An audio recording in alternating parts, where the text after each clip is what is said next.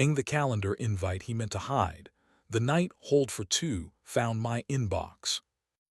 At 9:03 p.m., my inbox proposed a meeting and forgot to pretend it was work.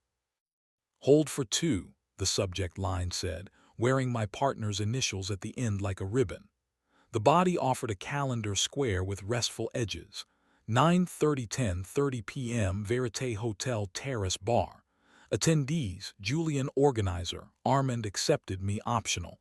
Location notes. Ask host for the corner couch. I like the lamp there. A pale button offered accept / maybe / decline, as if that were a moral instrument and not a software habit. Julian had left at 8 in the jacket that flatters him even when mirrors start evangelizing. Wrap toast, he said, 2 words that make celebration sound audited. Then notes with Armand. Don't wait. Armand does sound. He carries microphones like small animals with delicate tempers and listens like air with credentials. The cinnamon thing in the oven tried to make the kitchen behave. The lamplight climbed the wall in obedient squares and refused to narrate me. We keep a shared calendar because convenience and love use the same fonts. If you click the organizer's name, you can see which corner of his mind he forgot to lock. Julian often copies me into things without meaning to. He says I am his syntax. Tonight he CC'd me into a room with the wrong lamp. I put on the jacket that knows how to mind its own business and walked into air that had chosen to be exact. Verite sits over the river, pretending not to care about views. The host stand is carved into discretion. The woman behind it understands the exact radius of kindness. I showed the invite. She checked the list with the quick mercy of someone who treats privacy like math, then tilted her head toward the terrace where the city teaches people to behave in public. The lamp he likes turned a couch into a confession booth. The river wrote light onto the glass in long sentences. A waiter arranged 2 low glasses and pretended they were symmetrical. I sat across the room with water because I wanted my mouth to have honest work. 10 minutes passed like someone counting breath for a stranger. They arrived together. Julian with his jacket opened the way doors hoped to be. Armand with a posture learned from years of listening to other people's versions of themselves. Julian saw me first, practiced not stumbling, and then practiced not performing. Armand's glance took in the lamp, the couch, me, the waiter, the shape of the night's perimeter. He didn't look sorry. He looked like a noun choosing not to be a verb. Luca, Julian said, my name with the softness of a receipt.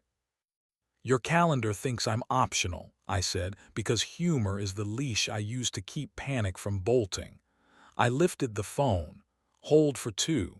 The river helped by minding its own business.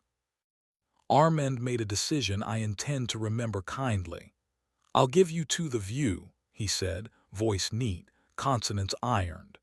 The lamp is yours. He palmed the back of the couch with a professional's care, told the waiter thank you with the accuracy of a man who respects nouns, and left through the side door where staff pretend they're alone. Not here, Julian said, eyes flicking to the camera pearl on the ceiling like a moon with HR. He tipped his head toward the service stair, the honest side of the building, concrete and breath. There's air. We stood on a landing with a view of a wall. It is the best kind of privacy in a city that overachieves at reflection. The hum of the building did its hymn. The lamp's amber could not reach us here. We were left with fluorescent honesty. I lied when I left, he said. He doesn't waste adjectives when he intends to be correct. Rap happened. People tried their best grammar on goodbye. I wanted 30 minutes where being interesting didn't need to pass inspection. Armand listens like silence is a profession. I mistook that for permission. Are you sleeping with him? The question is a cliff. There isn't a scenic route. You count to 1 and make your mouth earn its keep. Not yet, he said, clean, immediate. Then lower, with the honesty that knows exactly which muscle wants to bruise. I brought my mouth. Distance has a half-life after 9. I don't like radioactivity. I lifted 2 fingers to the soft inside of his wrist where men keep their apologies and felt his pulse write my name there without permission. His eyes closed like doors designed to expect hands.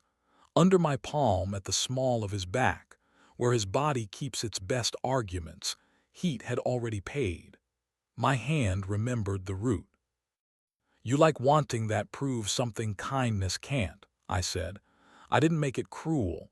Cruelty is lazy precision. You treat intimacy like a sport and honesty like off-season training. You like to coach, he said, and almost smiled like a man who has learned not to beg the night for metaphors. Which is unfair and also why we still have furniture. What do you want? I asked. Right now, not the apology you drafted for daylight. He stepped into the inch that becomes a lie if you respect it. Heat moved through cotton like a fact uninterested in votes.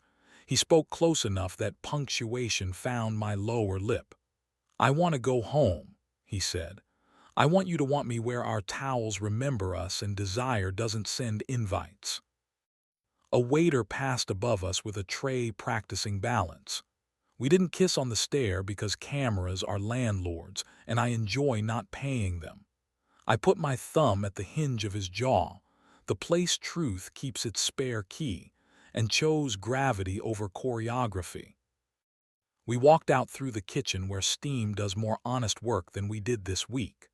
On the sidewalk, the river decided against commentary. We took the long way because short routes lie when you don't deserve them. At home, the cinnamon had kept faith beyond the call of sugar. We ate it at the counter with our fingers because forks would have lied.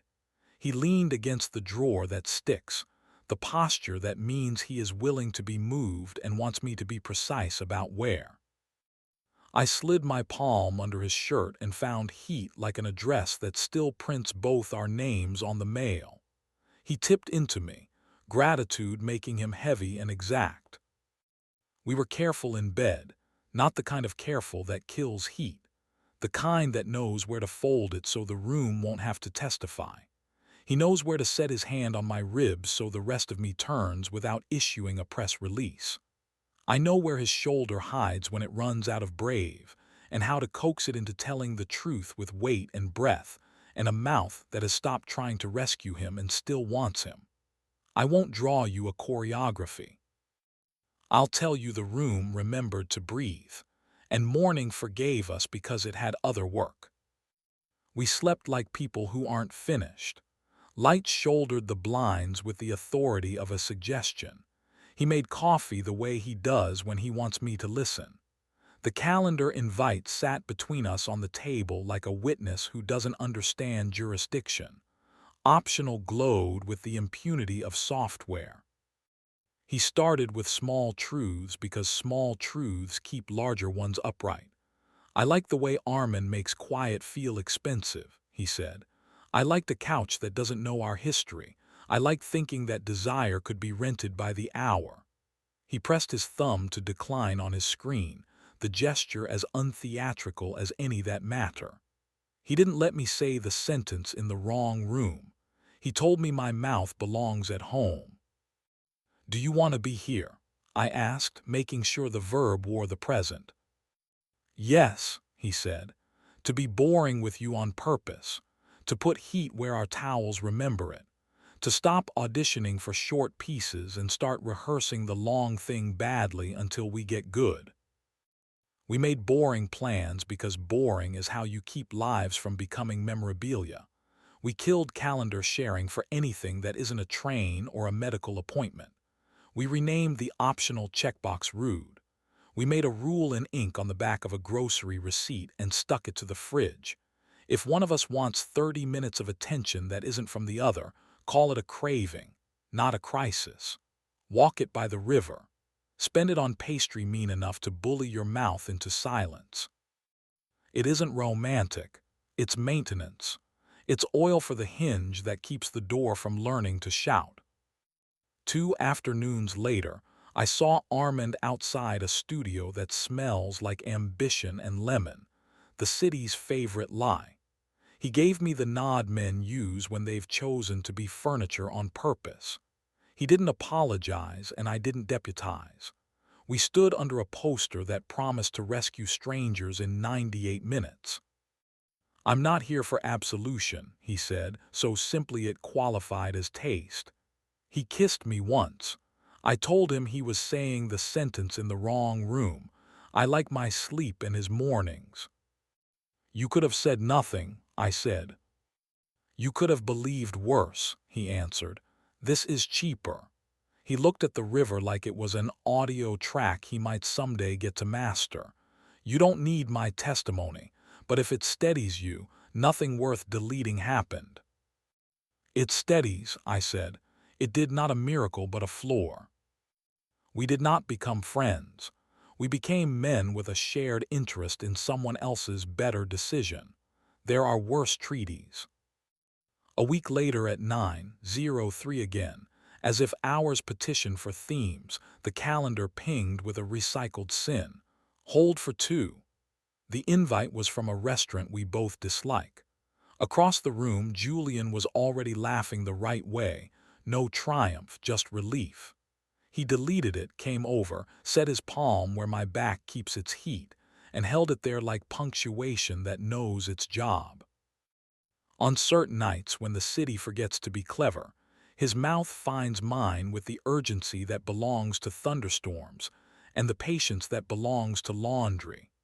We stay just on the lawful side of the line because good heat doesn't need choreography to be true.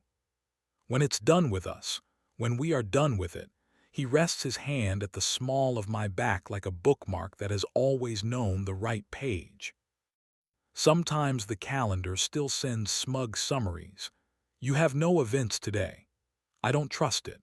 I trust the square of light at 4 when it climbs our wall like an idea that finally put on shoes. I trust the bowl that catches our phones like obedient coins. I trust that if software ever invites me to an evening I didn't ask for, we'll do what we did the night invitations confused themselves. Find air, choose kissing over theater, walk home with my palm resting on the part of him that knows the address, and keep teaching this door, gentle, stubborn, local, to open from the inside. 2 small footnotes, because lives adore encores.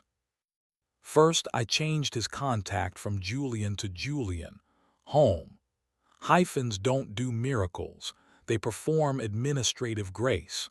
When my hand forgets itself at 3:17, the dash persuades it to put the phone down and reach for a person.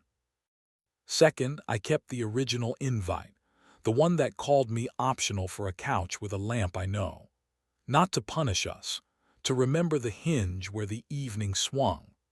A tidy rectangle proving that a calendar can mistake itself for a conscience, and that 2 men, if they're stubborn, can learn to be on time for the only place that keeps their names in the right order.